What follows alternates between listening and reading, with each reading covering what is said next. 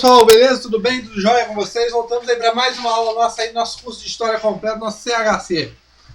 Se vocês estiverem escutando aí o barulho de pingos, é por causa que a folha aqui a telha aqui galvanizada, então o pingo bate ali e faz barulho, beleza? Mas tudo bem, depois dessa explicação aí física aí, vamos falar aí de história. Nosso curso de História completo, o e-mail historiacom1@outlook.com. O Facebook Estuçar e o celular de mensagem 3291650267. Continuando, História do Brasil 75, Primeira República, continuando falando sobre indústria. O que nós temos que observar aqui primeiramente? Pessoal,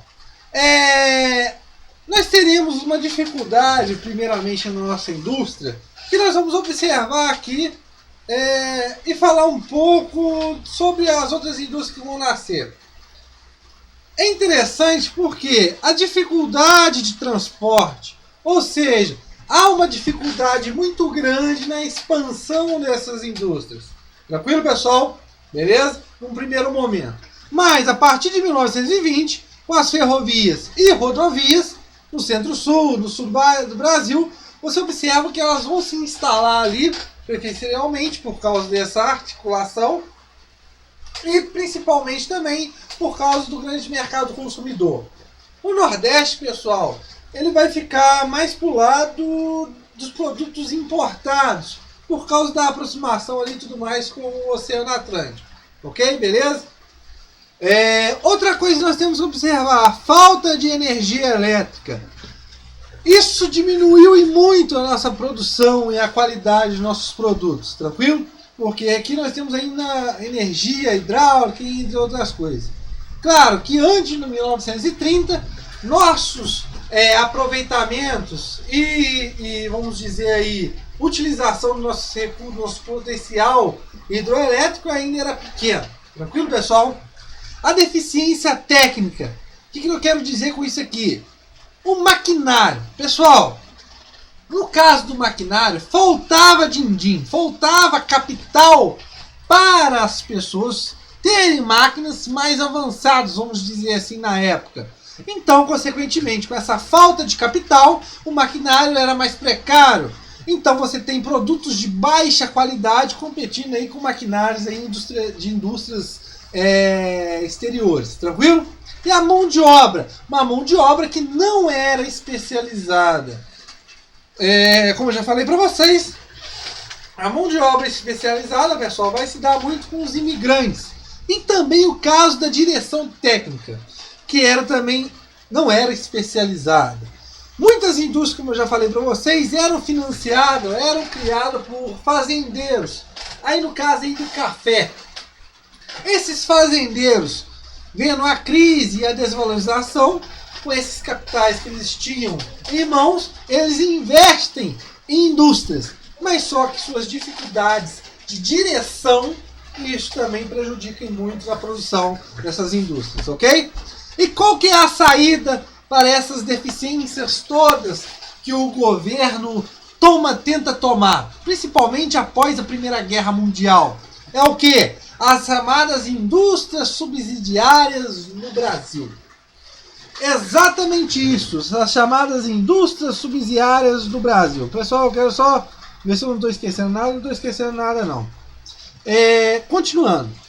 O que seriam essas indústrias subsidiárias do Brasil? Após a Primeira Guerra Mundial? São indústrias estrangeiras que vieram fixar no Brasil para quê?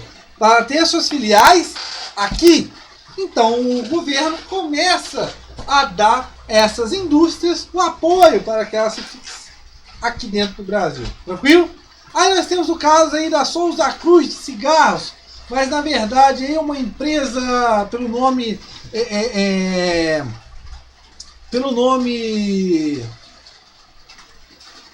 aí nós vemos aí em português, é uma empresa estrangeira de tabaco, tranquilo? A Ford, a Volkswagen, na parte da pecuária, mais ligada ali ao Rio Grande do Sul, com produtos criando aí uma indústria de carnes conservantes. Você tem a Wilson, a Anglo, entre outros. Então são indústrias subsidiárias.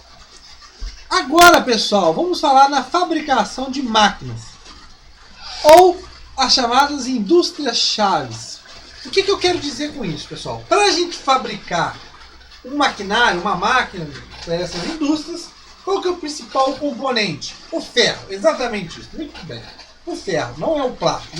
É muito difícil nós fabricar uma máquina de plástico, tranquilo? Mas, principalmente as indústrias, têm maquinários grandes, né? E nesse caso, esses maquinários são compostos principalmente de ferro. E, nesse caso, nós temos que implantar uma indústria que vai fabricar essas máquinas, esse ferro. Tranquilo? Vai moldar esse ferro e tudo mais, transformar em ferro. E como que se dá isso? Através das siderúrgicas, das siderurgias, ou também chamadas de indústrias chaves.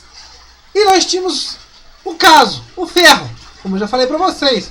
O ferro encontrado em Minas Gerais, é o manganês, né, é o principal componente para fabricar o aço, em Minas Gerais.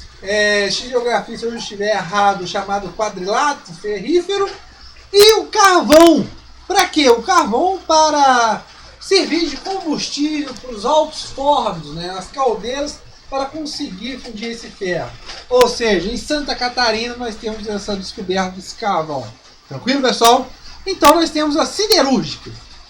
E nesse caso, as siderúrgicas serão apoiadas por governos, por investimentos, capitais estrangeiros, ou seja, indústrias estrangeiras. A Itabira Iron Ore é uma indústria inglesa que vai, nesse caso, tirar esse minério, tranquilo? E vai ficar em cargo de uma companhia chamada Belgo Mineiro, que é uma economia com capitais franceses, belgas e Luxemburgo, que eram, nesse caso, para fundir esse ferro, para transformar esse minério. Ou seja, eram duas indústrias siderúrgicas. Tranquilo, pessoal? Nesse momento ainda eram tímidas, com baixa produtividade, entre outras coisas. Mas a partir do governo de Getúlio Vargas, nós vamos estudar mais à frente, da chamada Era Vargas, onde ele fica 15 anos no poder ininterrupto. E um desses últimos governos deles é o chamado Estado Novo, que vai de 1937 a 1945. Não vou falar que é o Estado Novo aqui agora, porque nós teremos uma aula específica falando sobre Era Vargas, ok? No Estado Novo, você tem criado a Comissão Executiva do Plano Siderúrgico Nacional de 1940. Qual que era o objetivo dela? Criar uma siderúrgica. Beleza. E uma siderúrgica que seja brasileira, ok? Beleza? Então é escolhido Volta Redonda, no Rio de Janeiro, onde será instalado a tal da CSN, a Companhia Siderúrgica Nacional. Pessoal, nós temos que entender primeiramente uma aqui. Nós vamos entender mais e mais sobre a CSN quando estivermos falando de Estado Novo. Mas, para você não ficar vendido aí, voando aí igual passarinho, a CSN ela é uma indústria brasileira, mas que foi financiada por grande parte de capital estrangeiro, capital norte-americano. Tá ligado à Segunda Guerra Mundial, professor? Sim, mas vamos ver isso quando fala de Estado Novo, beleza? Mas por que Volta Redonda? Pessoal, quando uma indústria, ela é para, nesse caso desse porte, uma siderúrgica, ela tem que ficar num local onde, que vamos dizer, fique fácil para poder chegar matéria-prima, para escoar, para os portos e outras coisas mais para o mercado consumidor. Então, Volta Redonda, nesse caso, através dessa comissão executiva, foi Volta Redonda escolhida como uma parte fundamental. Por quê? O acesso da matéria-prima ficava próximo ali ao fornecimento de Minas Gerais do minério e também de Santa Catarina também com o carvão. Tranquilo? E entre outras coisas.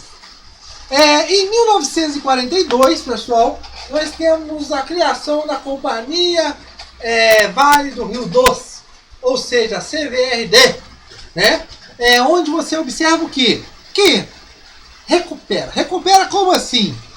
Como eu já falei para vocês, cadê ela aqui? A Itabira Iron era responsável pela essa extração desse minério. Há um novo empréstimo também dos Estados Unidos, para a criação dessa companhia Vale do Rio Doce.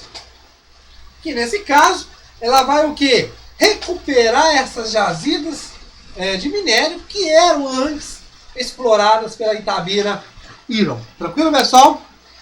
E depois disso, depois de um tempo, este minério vai começar a ser exportado.